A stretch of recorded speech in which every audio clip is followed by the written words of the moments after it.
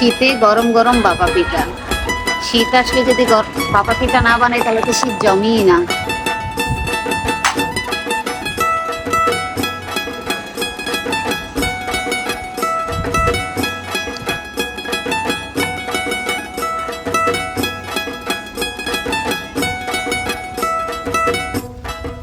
শীতের দিনে ঠান্ডা ঠান্ডা আবহাওয়ায় গরম গরম বাপা পিঠা খাওয়ার মজাই আলাদা। তাই আজকে একটু বাপা পিঠা আয়োজন করলাম।